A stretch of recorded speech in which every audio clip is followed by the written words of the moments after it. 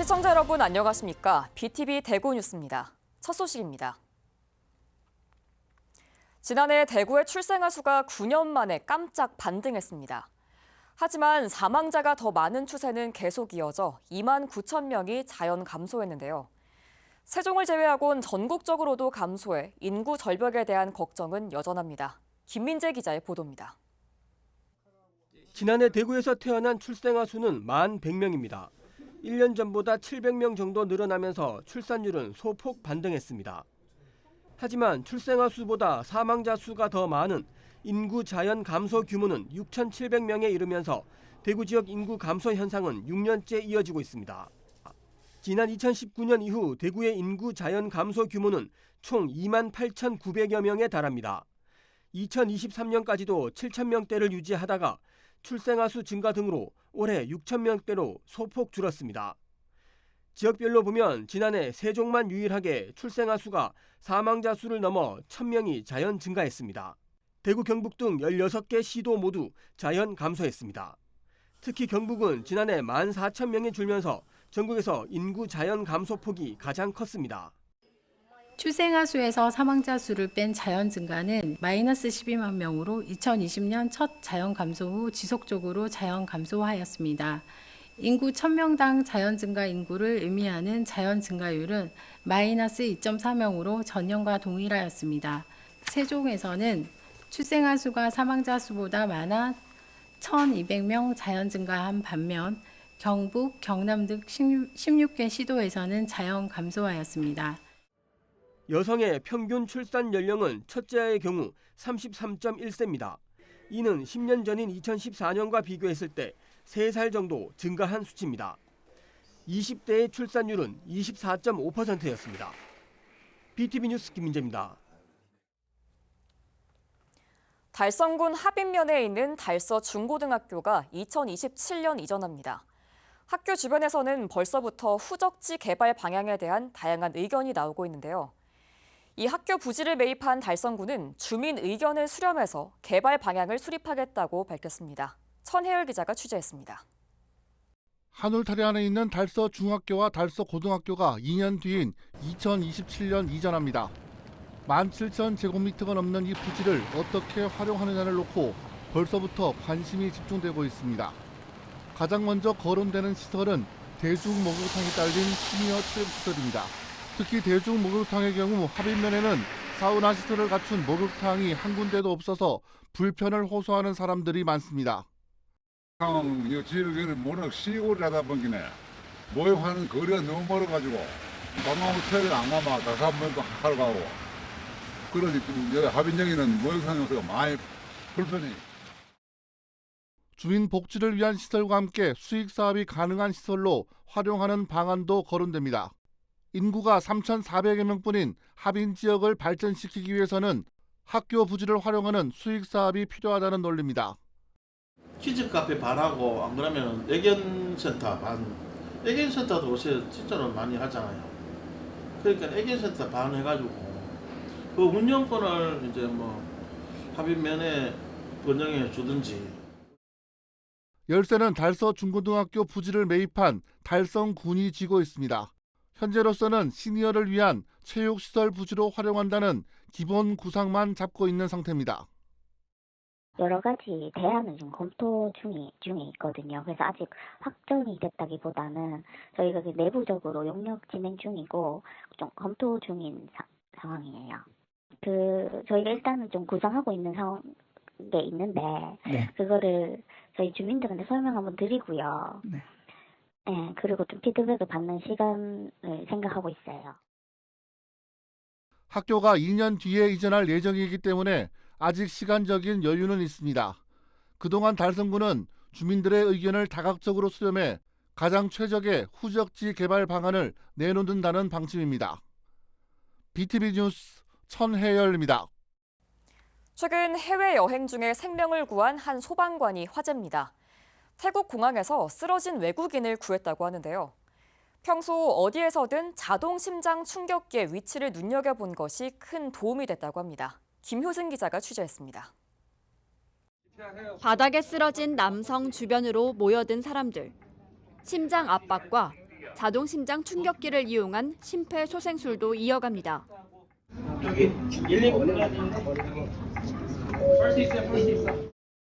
태국 돈무안 국제공항에서 50대 현지인으로 추정되는 한 남성이 쓰러진 건 지난 9일 0시 40분쯤.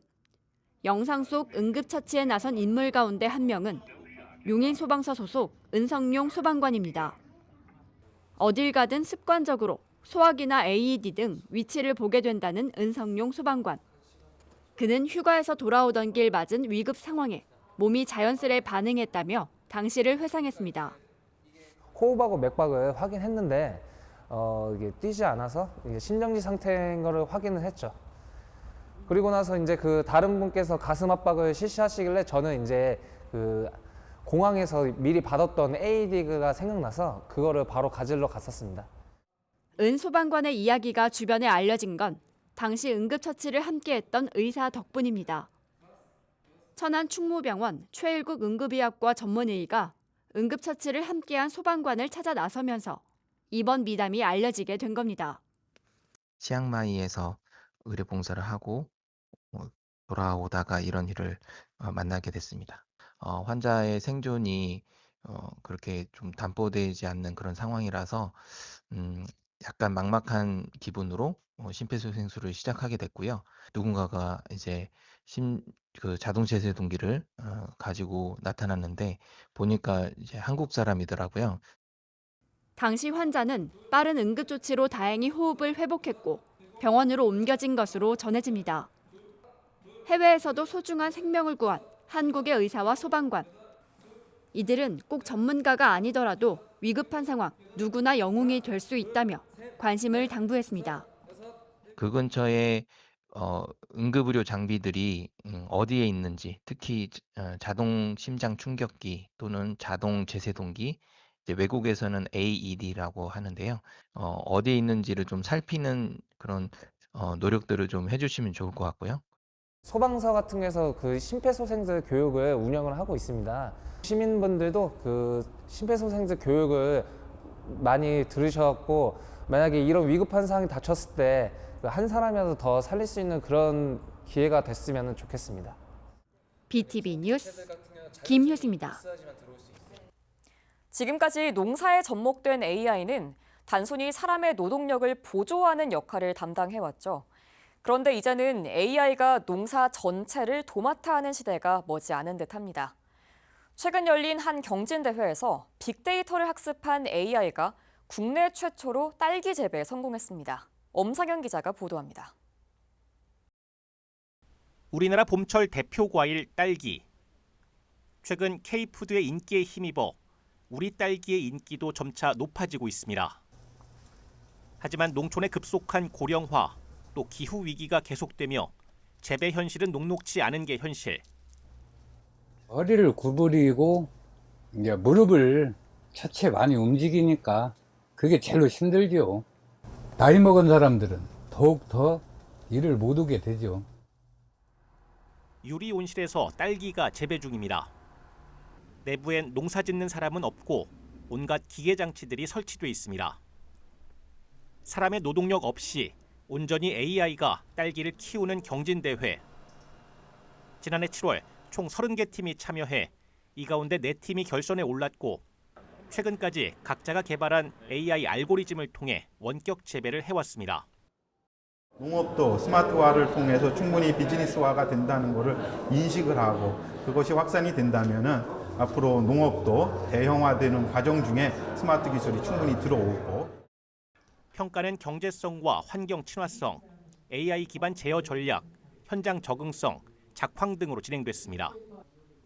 그 결과 영상 딥러닝 기술을 적용해 성장률과 광합성 효율 등을 예측해 AI 자동 제어 모델을 설정한 메타 델롱 서울대 팀이 대상을 차지했습니다. 재배사분이 판단했을 때 지금이 생식 생장을 해야 되는지 영양 생장을 해야 되는지 이 정보라던가 그리고 이 농가의 에너지 효율성을 어떻게 높일 수 있을까에 대한 그런 고민들을 AI 적용을 시켜냈습니다. 최종 결선팀 모두 재배 결과 AI를 적용해 노동력과 생산비, 재료비 등을 획기적으로 줄일 수 있다는 게 확인됐습니다. AI가 스스로 고품질 딸기 농사를 짓는 시대가 이제 눈앞에 왔습니다. BTV 뉴스 엄상현입니다. 성서 1, 2차 산업단지 재생 사업이 10년 만인 올해 마무리됩니다. 도로 확장과 구조 개선 등에 수백억 원의 예산을 쏟아부었지만 입주 업체들마다 피부로 느낄 수 있는 변화는 크지 않다고 입을 모았습니다. 천혜열 기자가 취재했습니다. 성서 산업단지 입주업체들은 성서 산단이 경쟁력을 갖추기 위해서는 각종 규제에 대한 손질이 시급하다고 입을 모읍니다. 완전 뭐 담당자가 일만 없나 쓰잘데없는 거 매연 농어가 좀 매연 놓을 집도 따로 좀 냄새 오늘 오는데 신고 해봐. 대기업 중심의 정책에서 벗어나 소규모 영세업체를 위한 대책이 필요하다는 데에도 공감대가 형성돼 있습니다. 지금 정책적으로 나오는 거 전부 다 대기업이지 않습니까? 그런 식으로 규제를 만들려고 하면 정상적으로 전부 다 쏘기만 하는데 조금만 냄새 나도 그냥 민원트라 뿌리면 그냥 조사 들어보고 공개하지 말라는 얘기지. 규제 개혁 대신 성서 산업단지는 외형적인 재생에 집중하는 모습입니다. 대구시는 10년 전부터 성서 1, 2차 산업단지 재생 사업을 추진해왔습니다. 479억 원을 들여 도로를 확충하고 주차장을 조성했습니다. 올해가 사업 마지막 해인데 입주업체들은 그동안의 변화를 피부로 느끼지는 못하고 있습니다. 어떤 때는요, 차라리 이만큼 되나도 한번도 못 들어요. 깜짝 깜짝하고 깜짝 미리 제끼고 같이 하대요. 재생 사업과 함께 스마트 물류 플랫폼 구축 등 스마트 그린 산단 촉진 사업 7개 가운데 3개 사업이 267억 원의 예산으로 완료됐습니다. 이와는 별도로 신재생에너지 발전소와 통합에너지 관리 시스템을 구축하기 위해 313억 원을, 성서 1차 산업단지 폐수관로를 정비하기 위해 180억 원을 쏟아부었지만 비어있는 공장에 들어오겠다는 사업자는 쉽게 나타나지 않았습니다. 일반 사무실이었거든요. 네. 이 사무실들이 전부 다 이제 다 경기가 안 돌아가고 이쪽에도 보니까 뭐 공장도 건물 사가지고 뭘 만드는지 전부 다 하더라고요. 이제 성서 산업단지 재생을 위해 수백억 원 규모의 다양한 사업이 추진돼 왔지만 1, 2차 단지 내 2,100여 개의 입주업체들을 모두 만족시키기에는 부족함이 많다는 분석이 지배적입니다. 이 근본적으로 뭐 이렇게 그 전체가 다시 이 대개조 뭐 다시 공장을 신축하든지 뭐 이렇게 해야 되는데 40년 전에 만든다는 공장들이 그냥 버티고 앉아 있으니 그런 공장에 누가 들어가 가지고 생산을 하려고 공장이 없는 거예요. 회사가 없는 거라. 그러면은 자연적 공동화 현상이 일어나죠. 지난해 3분기 기준 성서 산업단지 가동률은 70.84%, 철강업계를 비롯한 전기전자, 반도체 업계의 경기 부진으로 4분기는 그보다 더 떨어질 것이라는 관측이 나오고 있습니다. 대구를 대표하는 성서 산단이 침체기를 딛고 한 단계 더 도약하기 위해서는 대대적인 재생사업과 함께 혁신적인 규제 개혁이 뒤따라야 한다는 지적에 힘이 실리고 있습니다. BTV 뉴스 천혜열입니다. 일제강점기 서울 평양과 함께 3대 감옥으로 악명이 높았던 대구 형무소. 저항 시인인 이육사 선생을 비롯한 수많은 독립운동가들이 투옥돼 순국한 공간이었는데요.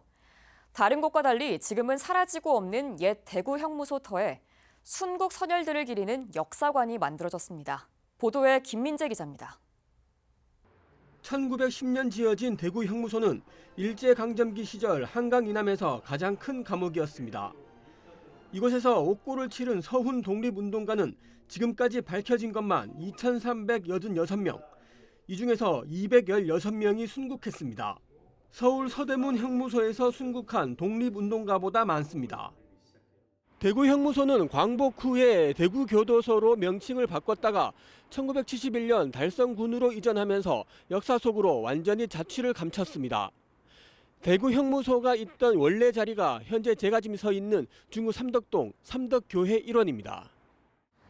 대구 형무소 사형장 자리에 지어진 삼덕교회에 순국의 터를 기리기 위한 역사관이 만들어졌습니다. 역사관은 총 121제곱미터 규모로 전시존, 영상존, 추모존으로 구성되어 있습니다. 전시존에서는 순국한 애국지사들의 삶과 투옥된 주요 인물들이 소개되어 있고 영상존에서는 당시 항일단체와 독립운동가들의 모습을 샌드아트로 표현했습니다. 애국지사에게 편지를 작성할 수 있는 추모존도 마련되어 있습니다. 많은 독립운동가들을 가둬야 줄 장소가 필요하기 때문에 전국에 16개를 만들게 되는데 그 서대문 형무소, 그리고 평양 감옥, 그리고 대구 감옥 이렇게 해서 한강 이남에서는 제일 큰 감옥이 된 건 맞고요. 그러다 보니까 지금 뭐 서대문 형무소는 그 실체가 좀 남아 있기 때문에 좀 보존이 되는데 이 대구 형무소는 그런 실체가 없이 이렇게 있다가 아무래도 그 자리에 이제 삼도교회가 들어서게 되고 3.1운동 당시에는 5,000명에 이르는 인원이 수용되기도 했습니다. 수감된 사람들 중 10대에서 30대 사이 연령대만 76%에 달했습니다. 항일 무력 독립운동단체 의열단 단원이었던 이원록은 조선은행 대구지점 폭파 사건으로 투옥되었다가 대구 형무소에 수감됐습니다. 그때 수임 번호가 264번. 이때부터 이원록은 264를 필명으로 삼아 청포도와 광야 등 수많은 시를 남겼습니다.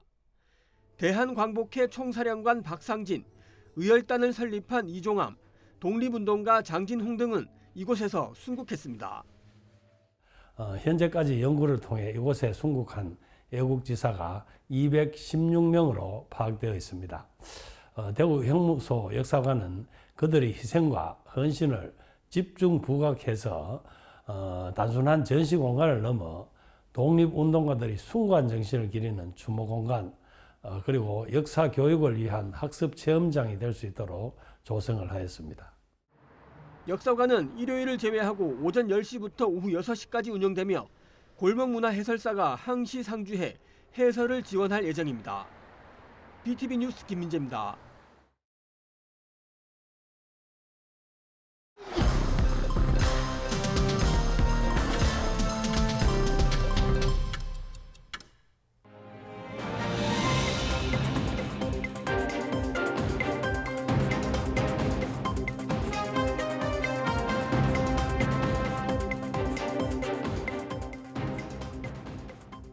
대구시 교육청이 초중고등학교 학생 4만여 명에게 교육급여와 교육비를 지원합니다. 교육급여는 중위소득 50% 이하 가구에 초등학생은 48만 7천 원, 중학생은 67만 9천 원, 고등학생은 76만 8천 원을 바우처로 지급하는 교육활동 지원비입니다. 이 외에도 무상교육에서 제외된 고등학교 입학금을 비롯해 수업료, 교과서비도 함께 지원합니다. 교육비는 방과 후 학교 자유수강권과 인터넷 통신비, PC, 현장체험학습비, 졸업 앨범비를 지원하는 교육청 자체 사업입니다. 교육급여와 교육비는 주소지 읍면동 행정복지센터에서 신청할 수 있으며 신청 가능 여부는 교육비 원클릭 시스템에서 확인할 수 있습니다. 대구 청년센터가 구직을 포기한 청년들에게 다양한 사회 경험과 진로 탐색 기회를 제공하는 점핑 사업 참가자를 선착순으로 모집합니다. 모집 인원은 25주 장기과정 100명, 15주 중기과정 200명, 5주 단기과정 100명 등 총 400명입니다. 참여하는 청년들에게는 참여수당 최대 250만 원, 인센티브 최대 50만 원 등이 지원됩니다. 지원 대상은 취업, 직업, 교육훈련 참여 이력이 없는 39세 이하 청년으로 시는 신청자 상담을 통해 최종 선정할 방침입니다. 신천 프로포즈 조성사업 기공식이 지난 28일 열렸습니다. 신천 프로포즈 조성사업은 대봉교 하류 방향에 직경 45m의 원형 복층 구조의 데크와 광장을 설치해 수상공원을 조성하는 사업으로 이달부터 본격적으로 공사를 시작해 내년 4월 준공할 예정입니다.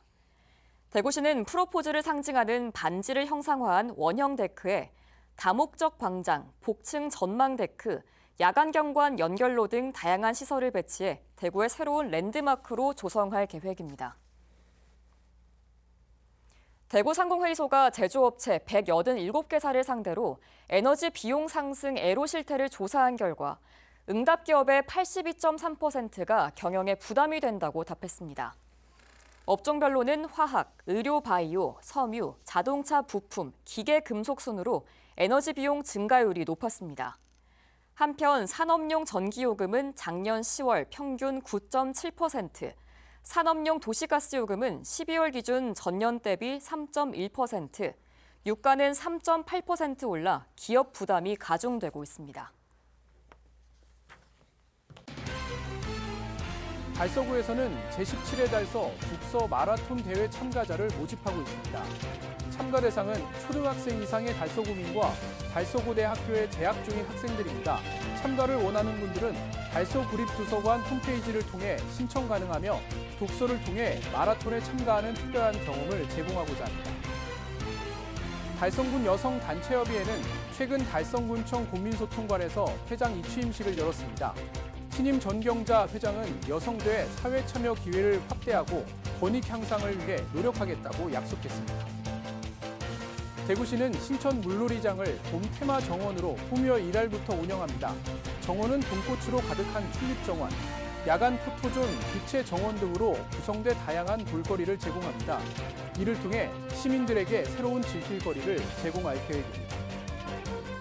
남구청은 6월 말까지 체납세 일제 정리 기간을 운영합니다.